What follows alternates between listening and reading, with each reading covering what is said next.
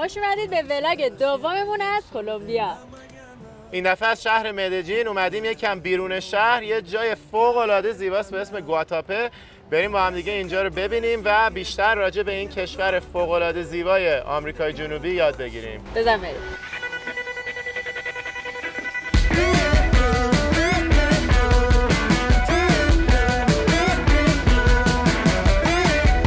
عجب حس عجیبی داشت که با داداش کارتل کلمبیا، رئیس کارتل کلمبیا دست بدیم. یه چیز جالب راجع به این دریاچه زیبای گواتاپه اینه که این به طور طبیعی این شکلی نبوده. بریم قایق سواری توی این شبکه رودخونه. خونه اولی که دیدیم و اون خانم 70 ساله که شبیه 35 ساله هاست، اون معشوقه پابلو اسکوبار بوده.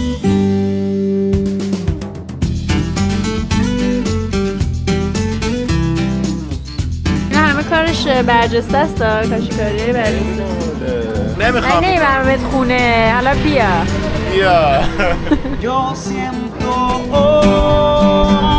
حالا این یکی که موزه داداشش بود و صدرا میخواست یکم از تجربیاتش رو باتون به اشتراک بذاره. یکم راجع به تاریخ کلمبیا بهتون بگم. وای چقدر باحاله.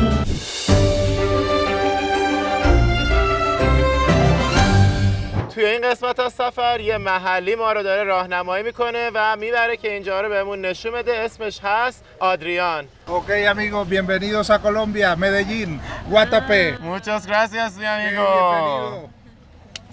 و دوست عزیزمون صدرا هم با همونه. توی ولاگ قبلی دیده بودینش، معرفی خیلی خفن هم داشتیم باهاش که از سیاتل اومده و دوست چندین و چند سالمونه. در ضمن این تورم نفری $50 شد که ما رو از مدellín بیارن تا اینجا و دیگه با همون باشن. اومدیم برای صبحونه روز سوممون تو کلمبیا. صبح بخیر. داریم کجا میریم؟ داریم میریم گواتاپه که یکی از قشنگترین نقاط کلمبیاست، نزدیک مدellín. اینم صبحونه هتل و بارونی که گرفته که امیدواریم قطع بشه. تو زورت بیشتره، ممکنه هر دفعه اونجوری.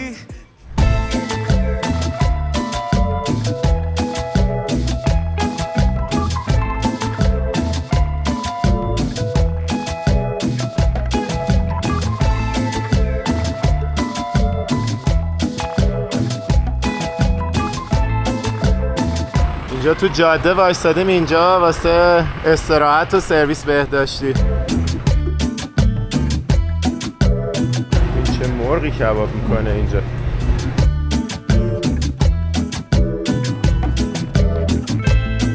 چه خبره اینجا؟ دسر مختص اینجاست، خامه و توت فرنگیه. و گفتش که توت فرنگیشون خیلی معروفه، از همینجا هم در واقع کشت. اونجاست، اونجا عکسشو زده. اوکی، ببینیم چه مزه‌ایه.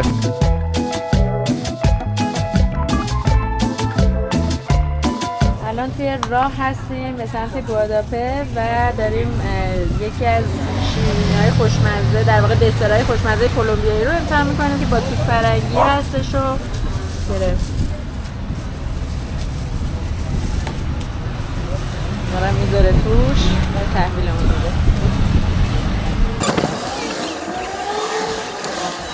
خدا به دادمون برسه با این کالری که امروز قراره با همین یه دونه مصرف کنیم. همین یه دونه رو قراره ما با هم شیر کنیم. واو، بمب انرژی خواهد بود.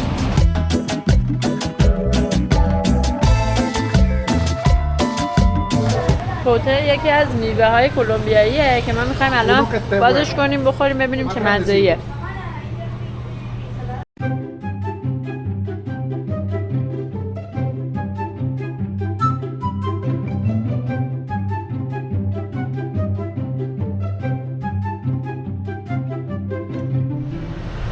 خرمالوه. جدی؟ شبیهشه نه؟ Tiene una fruta, pero la fruta no la comes. گاز بزن بره. Ah, okay. That's way. نه مزه خرمالو نمیده. خرمالوه. اینو میگیری دسته؟ Ojo, la fruta no. Eso, solo así. نظر شما چیه؟ Okay. دیگه همش حساس که. دارتم اصلاش تو؟ خیلی بزرگاره. چطوره؟ Yes. منم How میخوام. does it taste? Good? Yeah. مزه خرمالو میده ولی قبول دارین؟ آره. اسم مانگو خرمالو. اوه بین انبه و خرمالو. خوشمزه است. اینو حتما امتحان کنین. اسمش چی بود؟ ال ساپورته. ساپوته. اسمش هم هست ساپوته. این یکی میوه بعدیه که باز کرد برامون، بهش میگن گرانادیا. اینم یه میوه کلمبیایی دیگه. دست کن توش بخور. این شبیه این چیزاست، میوه‌های هسته داره بعد آب. کری تومیتو بود تو آفریقا. این بچه‌ها داخلش شبیه این بود. این هسته داره، پدرتو در میاره. احتمالاً مثل چیز دیگه، مثل اناره. آره. این از ناس که تو هتلمون هم بود. چطوره؟ خیلی مزه عجیب میده. عجیب؟ بیا حسین اینو بگیر تو هم امتحان. میتونستی گاز بزنی هستشو؟ آره مثل اناره. برو مثل اناره هم اونقدر چیز نیست. خیلی مزه عجیب میده. چجوریه؟ آره چه خوب. خوشمزه است. آره. ولی مزه شبیه هیچی نیست که بتونیم بگیم. یک کم شبیه اناره، خیلی کم. کم نداره میوهش. خوبه دیگه، کم ترشه. خوبه. من دوست دارم. عجیبه. من خوشم اومد. من از این بیشتر خوشم اومد تا اون قبلی. اون قبلی خیلی خوب بود. سوار میشیم و ادامه مسیر. Con la brisa de la sierra y el sol de la mañana veo el alma de Colombia vibrar en cada ventana. اینم منگوستین، میوه مورد علاقه من. Muchas gracias. که ما اومدیم یه دونه بسته‌شو گرفتیم. معمولا منگوستین یه میوه خیلی گرونه. بهش توی مالزی که من زندگی میکردم میگفتن که ملکه میوه ها، و اینجا ما این پک رو گرفتیم $8. این چقدر خوشگله. توش شکل سیره و فوق العاده شیرین و خوشمزه است. بیرونش هم یه حالت بنفش داره. Colombia, mi tierra querida, donde la luna promete vida. Bailamos juntos bajo el cielo azul, orgullo eterno de mi patria sin igual.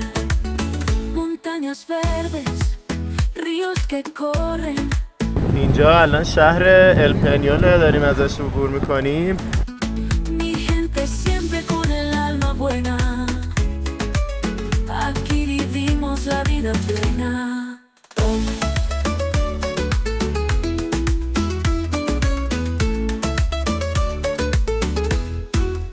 Sonrisas amplias en cada rincón, sabores que despiertan la pasión desde el Caribe hasta la Amazonía. Colombia canta con melodía. به به، ببین رسیدیم به کجا. چقدر قشنگه اینجا.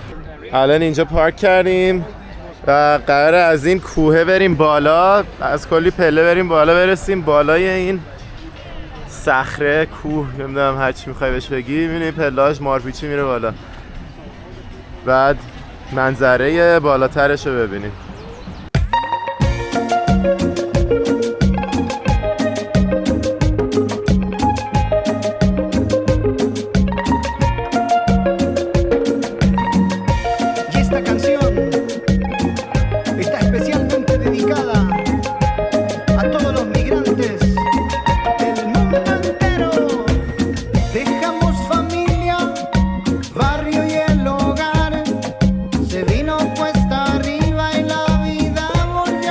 همه دارن میپرن رو کله شوهراشون که فیلم و عکس بگیرن.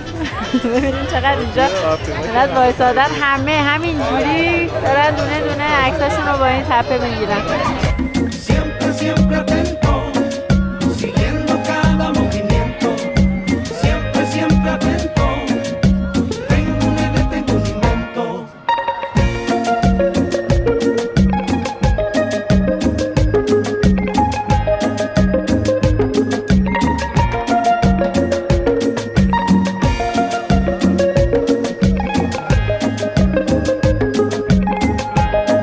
حالا اومدیم وارد این پله هاشیم که ورودیش نفری 25,000 تا پول ایناست که میشه $6 به پول ما.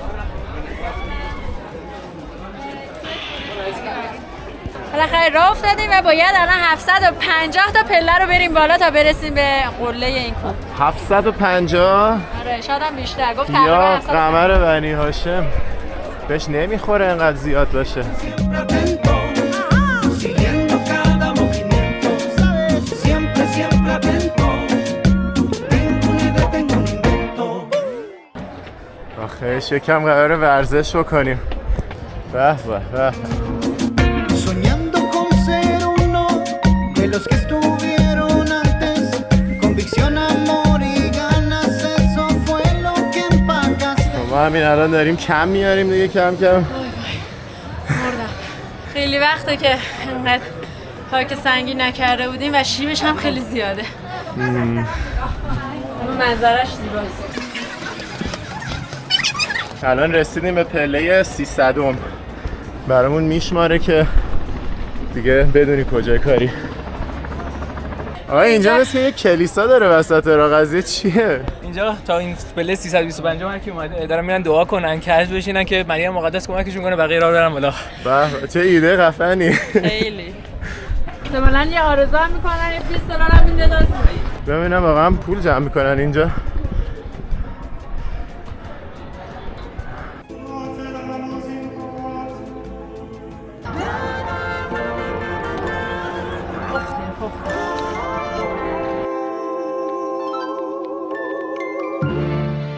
رسیدیم؟ هنوز مونده؟ نه رسیدیم که. این ویو پوینت همین چند قدم فقط مونده.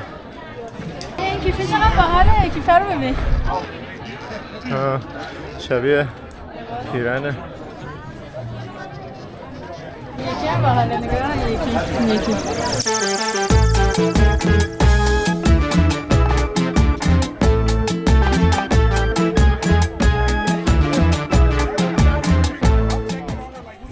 خدای من باور نکردنی منظره.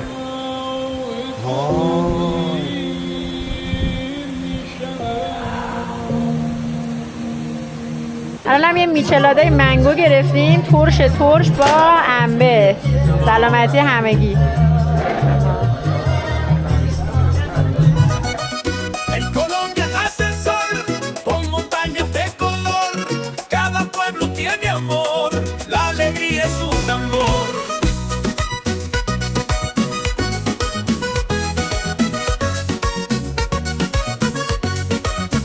Desde el Caribe al sur, mil sabores en un tour. Baila el alma sin temor, cada ritmo es un fervor. Oh, Colombia en mi corazón, tierra de pasión y sazón. Con tu música y calor, siempre cantas con razón. یه چیز جالب راجع به این دریاچه زیبای گواتاپه اینه که این به طور طبیعی این شکلی نبوده.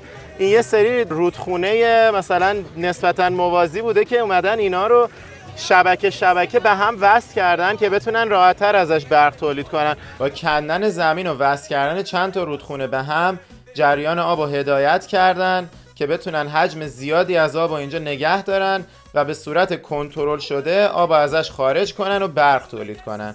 در واقع کاربرد شبیه سد، ولی حدود 3 برابر بیشتر از سد معمولی ازش برق تولید میکنن و در کنارش تبدیل شده به یکی از زیباترین نقاط آمریکای جنوبی و کلی درآمد توریستی آورده. اینجا همش خشکی بوده که یه سری آدم داشتن توش زندگی میکردن. همه این آدما رو برمیدارن نقل مکان میکنن به یکی از شهرهای این دور و بر. در واقع میرن یه شهر جدید میسازن براشون خونه میسازن، آماده میکنن، میگن شما باید بیاین نقل مکان کنین به این اونجا که ما بتونیم از اینجا این محل تولید برق رو درست کنیم و همین الان شده یکی از زیباترین نقاط کلمبیا.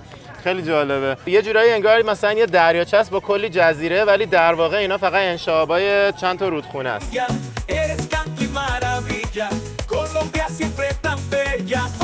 مسیر برگشت رو پیش گرفتیم. این ورش دیگه منظره نداره و از توی یه حالت غارمانند داریم میریم پایین.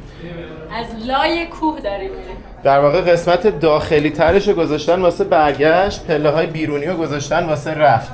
انرژی بگیری، صحنه رو میبینی، راحت بری بالا، یا خسته شدی بتونی با صحنه استراحت بکنی، ولی دیگه برگشتن چون راحته دیگه همینجوری کلاتو بندازی بده.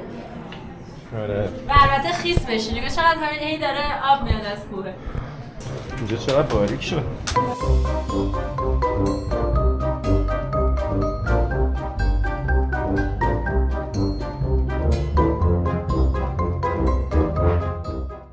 حالا اومدیم اینجا وایستادیم که بریم قایق سواری توی این شبکه رودخونه دریاچه مصنوعی، نمیدونم اسمشو چی میشه گذاشت. داریم میریم سوار قایقمون شیم برای گواتاپه گردی.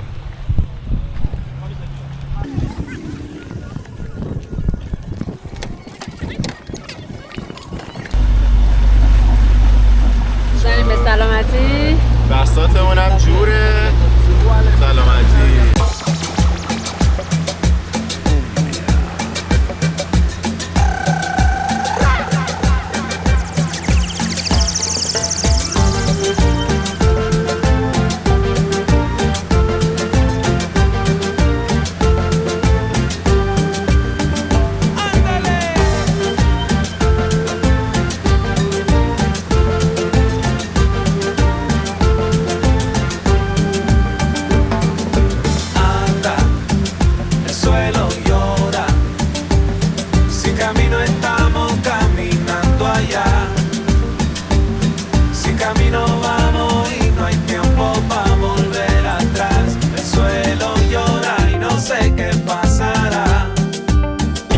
مال یه شخصیت معروفشونه به اسم آپارو گونیسالس که 70 سالشه ولی شبیه 30 ساله هاست. اینو اجاره میده، میگفتش برای یه روز اجارهش 3 میلیون پول اینا رو میگیرن که یعنی میشه $750. اوه شبیه $750 تازه تو کلمبیا، ولی 20 نفر توش میتونن بمونن.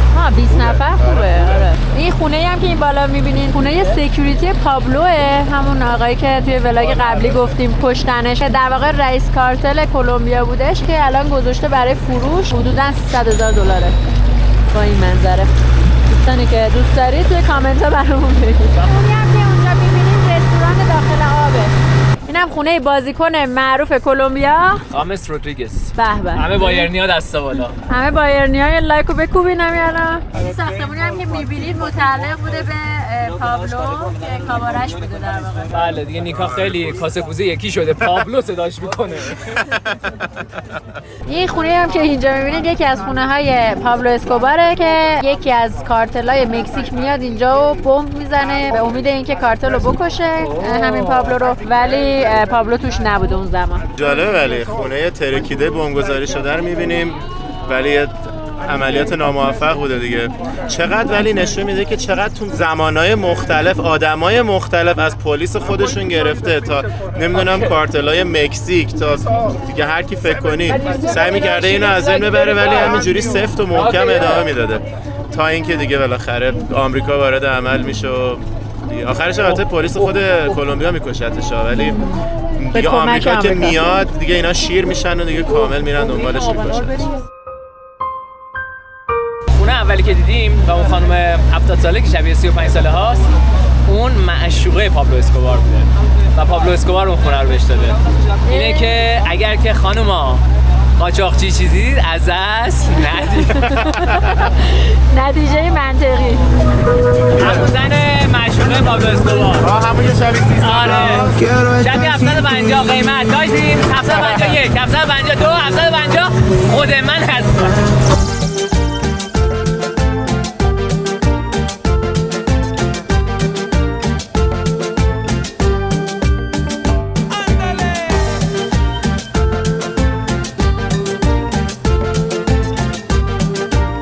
تمام اینجاها زیرمون، یعنی جایی که هستیم زیرمون شهر بوده، یعنی این لابلای این تپه ها شهر بوده که میان تپه ها رو در واقع میبرن راه باز وقتی برمیگردم گن زیرمونی منظور اینه که این شهر رو میگن.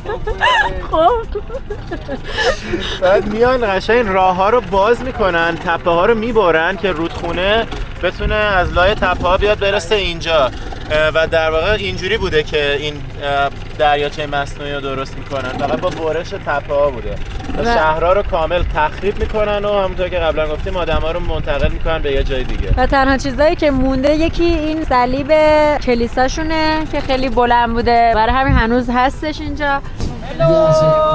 هالا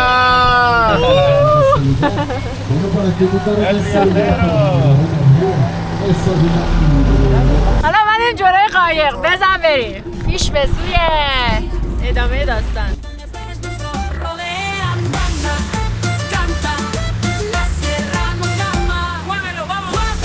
Colores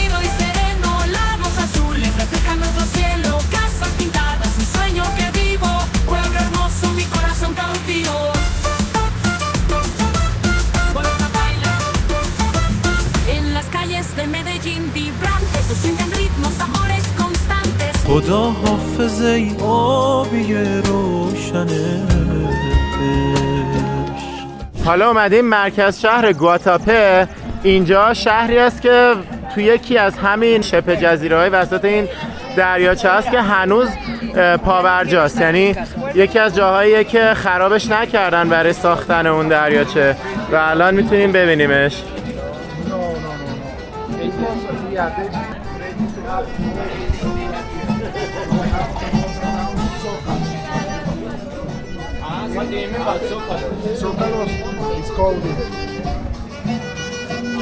اینجا همه خونه ها باید از اینا داشته باشه. چرا؟ برای اینکه قشنگتر باشه شهرش. اینجا رو بعد از اینکه اون شهرهایی که الان زیر دریاچه هستن و زمانی که اونا رو خراب کردن، اینجا رو کردن نیروگاه و اینا، اومدن این شهره رو ساختن. اومدن این شهره رو ساختن که مثلا روی قسمت مرتفع‌تری که زیر آب نیست و خیلی خوشگل و زیبا هم درستش کردن. مجبورشون کردن که یه سری طرح‌های خاص رو رعایت کنن که شهر یه طرح باحال خاص رو داشته باشه.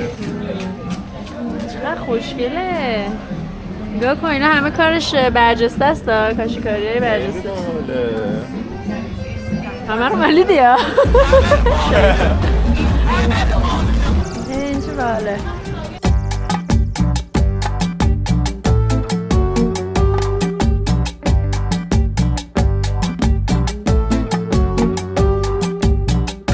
چقدر این شهر چارم داره، چقدر بامزه است.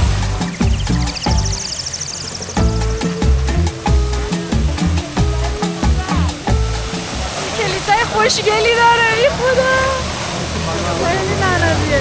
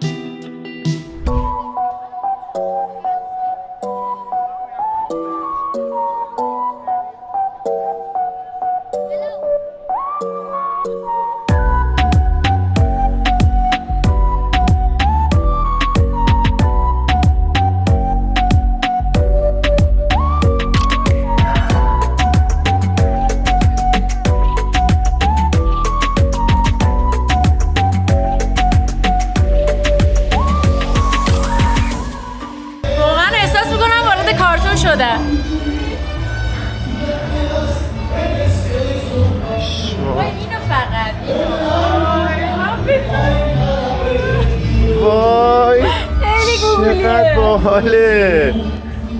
طرح‌های برجسته سه‌بعدی.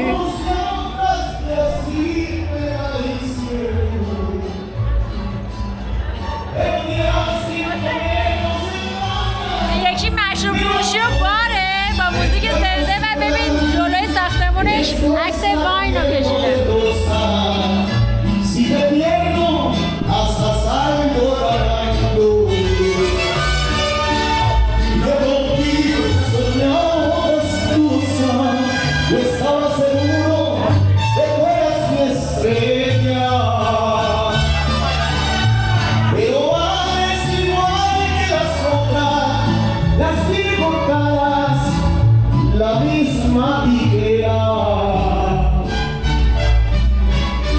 حالا اومدیم توی یکی از این سوغاتی فروشی ها که قیمتشون رو ببینیم. اینا 12,000.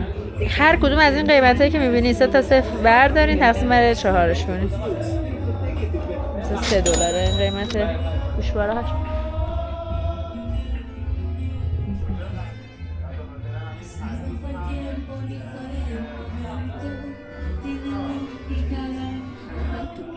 قیمت این کیفا 45,000. اینا که با پشم گاوه یا پوست گاوه اینا 140,000. کیفای سبدی گوگولی 60,000.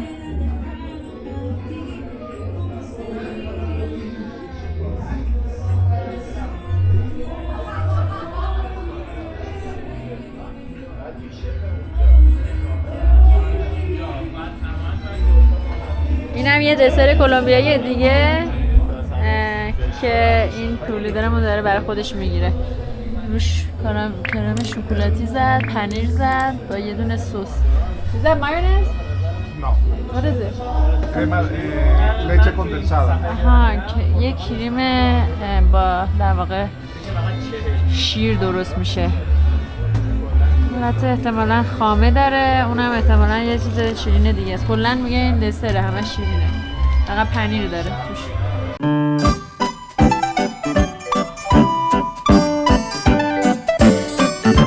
So what's the name? Oblea. Foblea? نه. Wanna Foblea. try? Foblea. چطور بود حسین؟ معمولیه. شیرینه. آره شیرینه. نه استبیه. به نظرم شیرینه. من خیلی خوشم نیومد.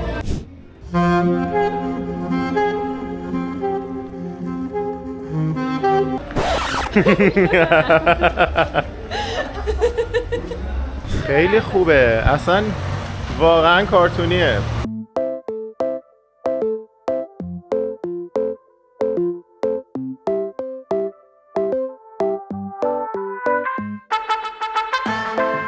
موتوره رو آره خیلی ناز دیواراشو ببینه. خیلی باله. به نظرم بپر روش. بپر یه عکس بگیریم. وای من وای من.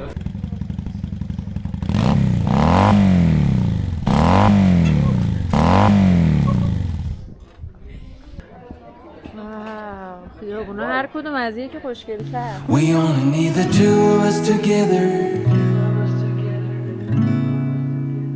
'Cause we got love. ما این مگنتاشو ببینین چقدر بانمکه. دقیقاً شکل همینجاست. Bajo el sol de la mañana. وای چقدر کار قشنگی داره. کارای چرم داره. Café en la taza, aroma sin igual. Alegría y ritmo en cada calle tropical. Desde Cali.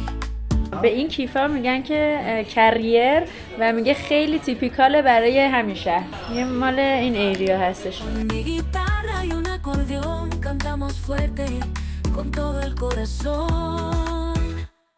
جالبه اینا همه با چرم درست شده. Colombia, mi tierra querida, donde la luna promete vida.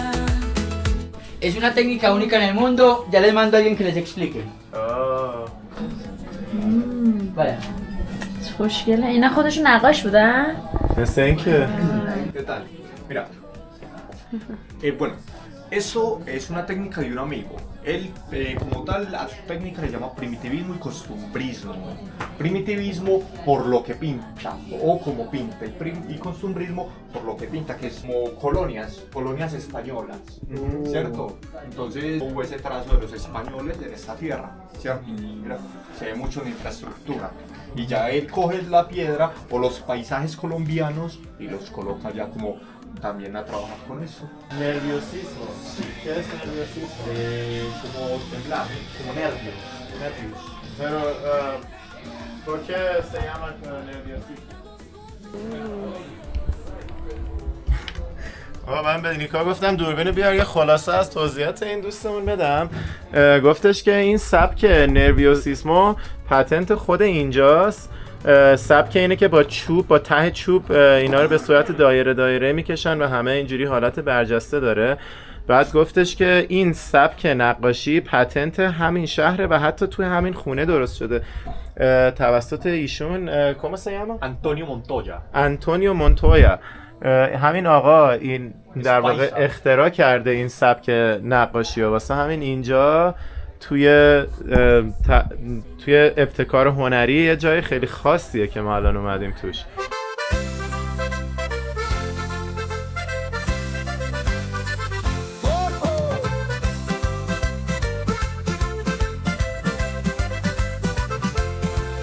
Bajo el sol de Medellín, cumbia en las calles sin fin. Las montañas cantan hoy la alegría. اومدیم اینجا سوغاتی فروشی ببینیم چی پیدا کردیم. اینجا نوشته ونگا که نو اسپرسو. ما کلی فکر کردیم معنیش چیه تا برامون توضیح دادن. معنی لغویش اینه که بیا که این برای اون نیست. بعد فهمیدیم که منظورش اینه که بابا بیا این واسه اون کار نیست، برای مخ زدنه. بیا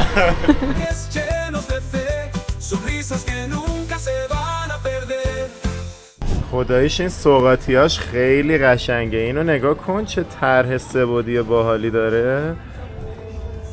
همین صخره است که رفته بودیم بالاشو. اینم که پابلو اسکوبار معروف. راستی راجع به پابلو اسکوبار تو این ولاگ یه چیزایی گفتیم تو قایق، حواستون باشه اصل توضیحات رو راجع به این شخصیت معروف و بدنام کلمبیا توی ولاگ قبلی داده بودیم. اگر ندیدینش ببینین که بیشتر راجع به این شخصیت یاد بگیرین.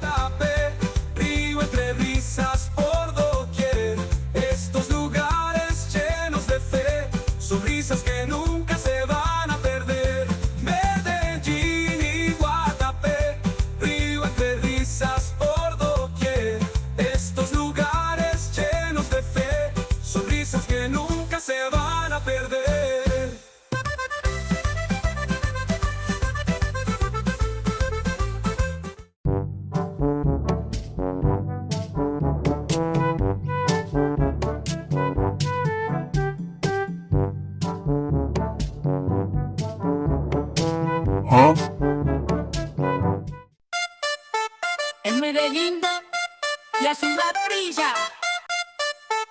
En Medellín, la ciudad brilla. Con sus luces y su vida sencilla. Montañas verdes nos rodean. Banda, canta, la sierra nos llama. Muévelo, vamos. Guatape, colorido y sereno. Lagos azules reflejan nuestro cielo. Casas pintadas, un sueño que vivo. یه دونه هات چاکلت گرفتم. بعد جالبش اینه که این هات چاکلت ها رو توی این ظرفای کاغذی میده، بعد یه دونه هم از این دستگیره ها میزنه بهش که دیگه دستت نسوزه. اینش خیلی جالبه.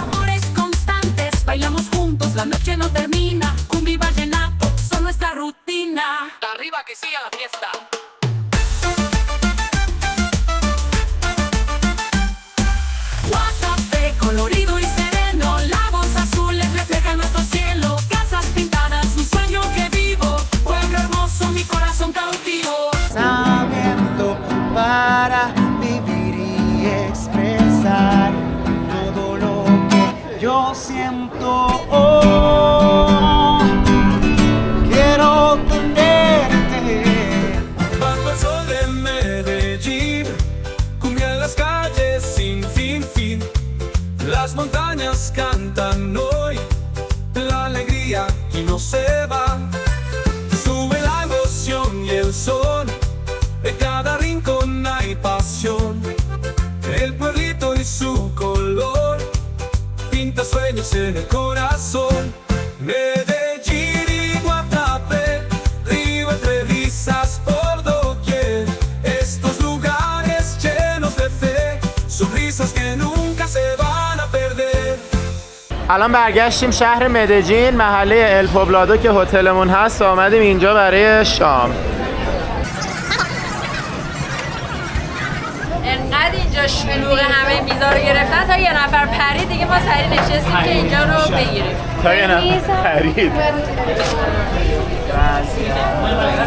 بالاخره ما به غذا رسیدیم بعد از یک روز کامل بی غذایی. عجب چیزیه. سویچه‌شون هم سویچه نیست، فقط پیازه و جدی میگی؟ آره، نه اصلا خیار و گوجه نره. فقط غذای من اسکادو ماهی. ما از صبح که صبحونه خوردیم تو هتل تا الان به جز یه مش نقل و نبات و آبجو هیچی نخوردیم.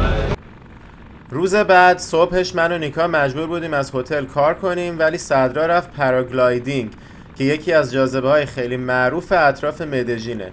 گفتیم این فیلم صدرا رو بذاریم همینجا که این جاذبه مدجین و مناظر زیباش رو به شما هم نشون بدیم.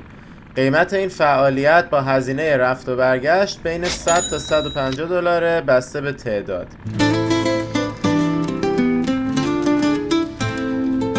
روز آخرمون امروز توی مدجین و حسین دیگه امروز بعد کار میکرد قبل از اینکه بریم سمت کارتاخنا. و من و صدرا هم پا شدیم اومدیم موزه برادر پابلو که خود برادرش رو گفتن اینجا میتونیم ببینیم، باهاش صحبت کنیم و یه تور داخل خونه این برادرش هم بگیریم که قبلا حسابدار پابلو بوده و الان دیگه کاملا پاکه.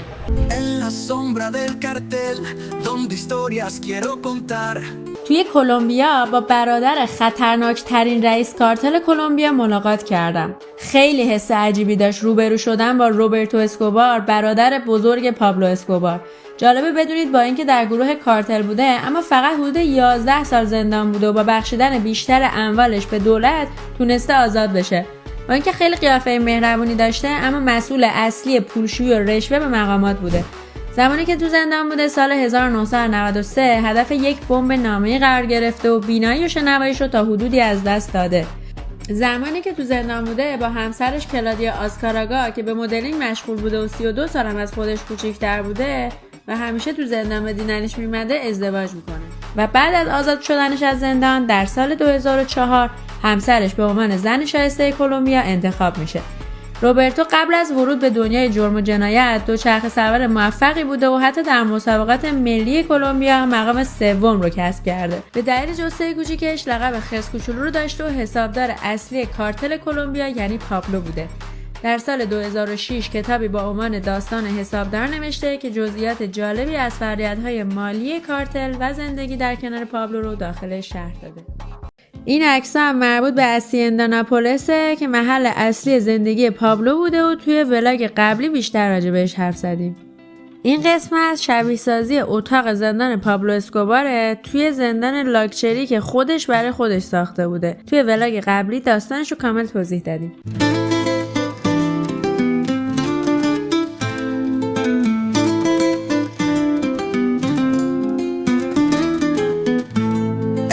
Sombra del cartel donde historias quiero contar. قبر پابلوه که سال 1949 به دنیا آمده 1993 مرده. اینا پینتینگای فرناندو بوترو هستش که هم مجسمه سازی که توی مدژین دیدیم، این هم حرفای پابلوه. Bajo el fuego de la luna donde hermanos nos perdimos en el ritmo de fortuna.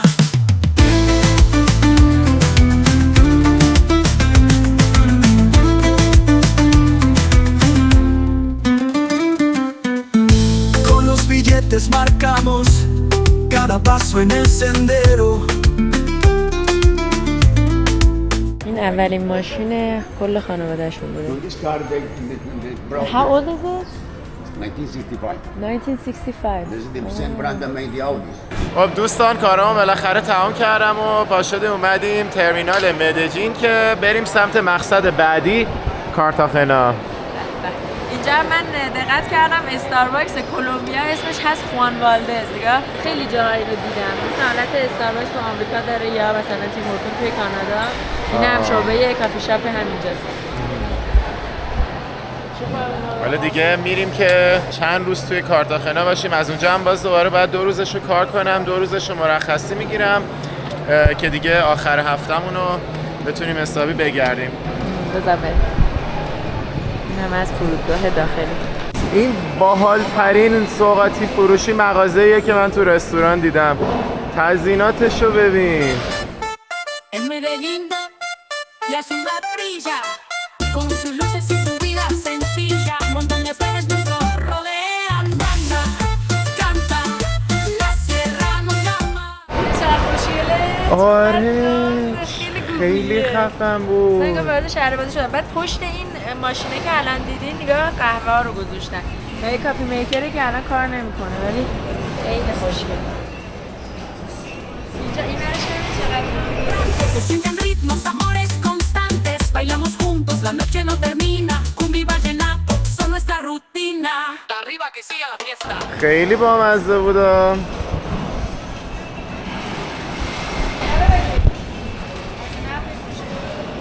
شکلاته. نگاه.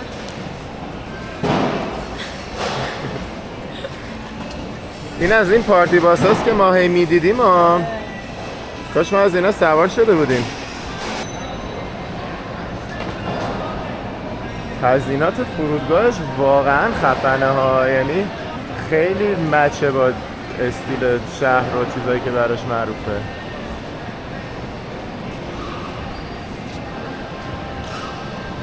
این هم از لانج فرودگاهمون که 1.5 ساعت وقت داریم اینجا غذا بخوریم.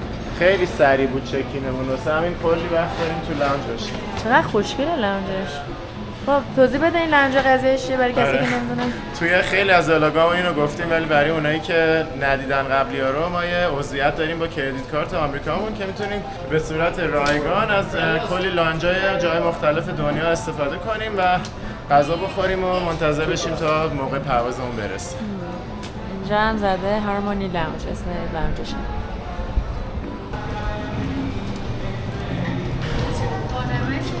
خوشگله. هم از این مدل‌ها داره، هم این مدلی داره، هم مدلایی که میخوابی داره، هم اینایی که شنیه. اینجا به نظرم خوشگل‌ترین لانجیه که تا حالا با این کارتمون اومدیم. بیرون هم داره.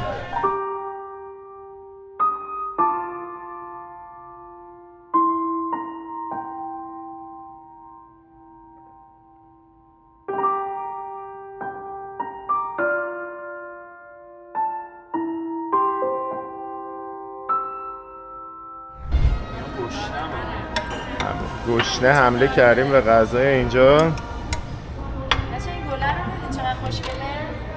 نه. شیرینیاش چقدر نازه؟ این چیه بود؟ پامپکینه. شیرینه. خدا نمیخوره. من که موزه رو نشد برم با بچه‌ها، ولی بچه‌ها برام تعریف کردن یکم شبیه همون موزه‌ای بود که توی ولاگ قبلی رفته بودیم، یکی از خونه‌های سابق پابلو اسکوبار بود. حالا این یکی که موزه داداشش بود و صدرا می‌خواست یکم از تجربیاتش رو باتون به اشتراک بذاره. خب نظرت چی بود راجع به موزه؟ چه چیزای عجیبی به نظرت توش دیدی؟ اول از همه این موزه به نام داداش پابلو اسکوباره، روبرتو اسکوبار. وقتی وارد میشی خود آقای روبرتو اونجا نشسته. یه سری از ماشینای خانوادگی اسکوبارا رو اونجا چیدن. در راجع به شجره‌نامه روبرتو یکم گفتن، در راجع به زن‌ها، چون 2 تا زن داره روبرتو میگن.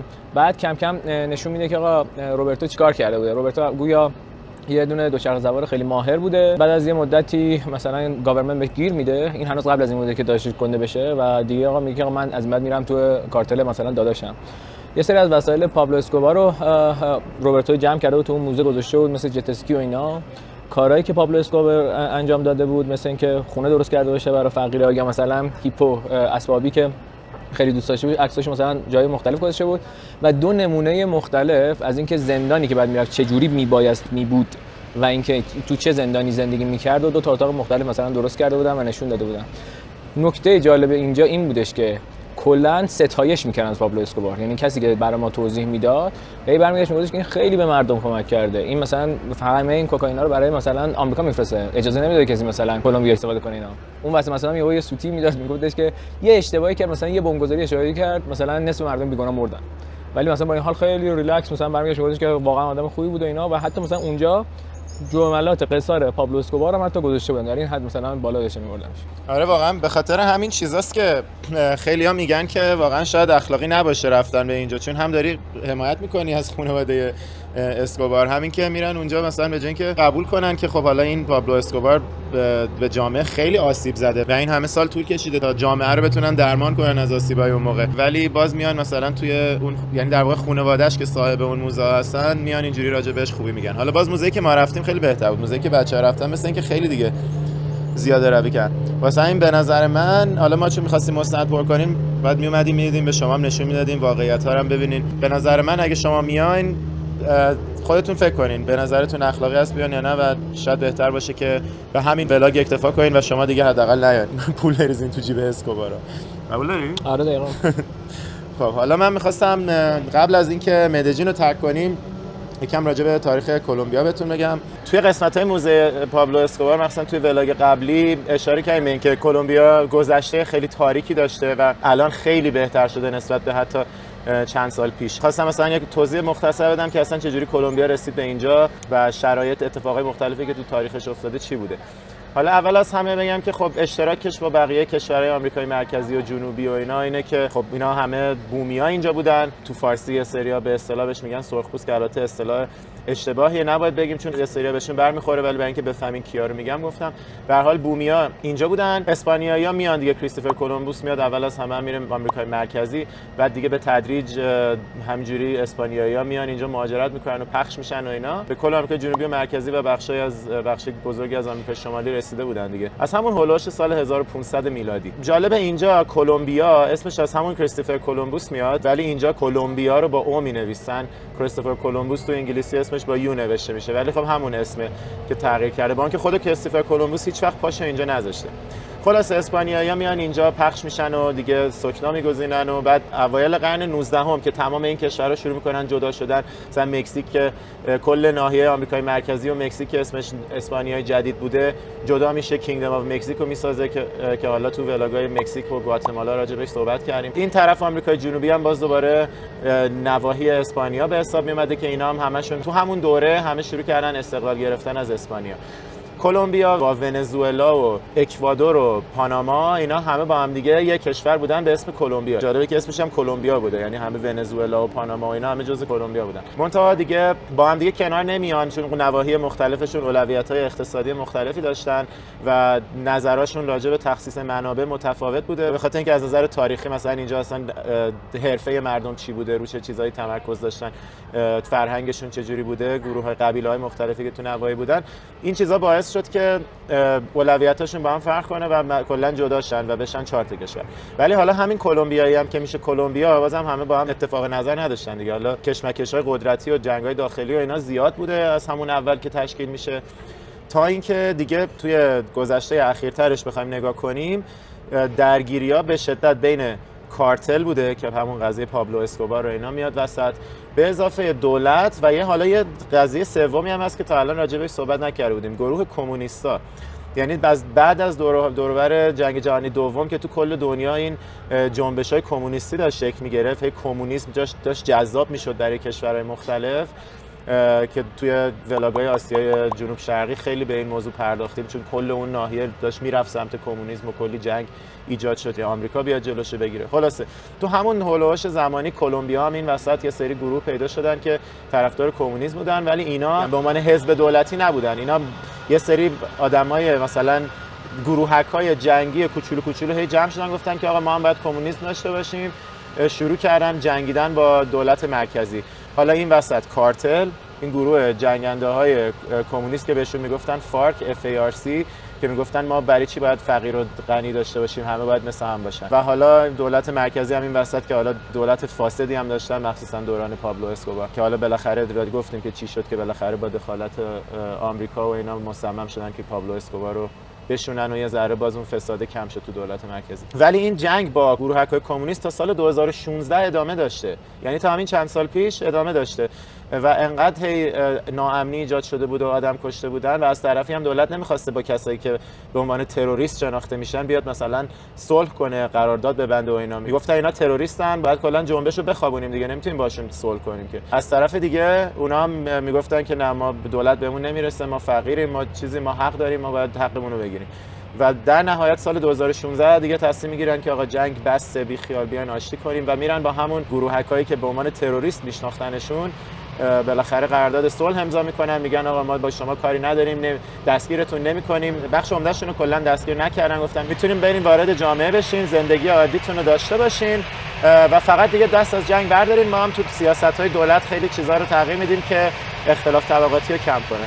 خلاصه طی این شرایط این گروه فارک دیگه از بین میره و میرن ادغام میشن توی جامعه و این جنگا تموم میشه. دیگه از سال 2016 به بعد کلمبیا خیلی امن‌تر شده و الان خیلی از شهرهاش هست که میشه خوب بهشون سفر کرد، مثل همین مدلین و جاهای دیگه‌ای که ما داریم تو این سفر میریم. خب بچه‌ها دیگه هواپیمامون رب اومد، بریم سری.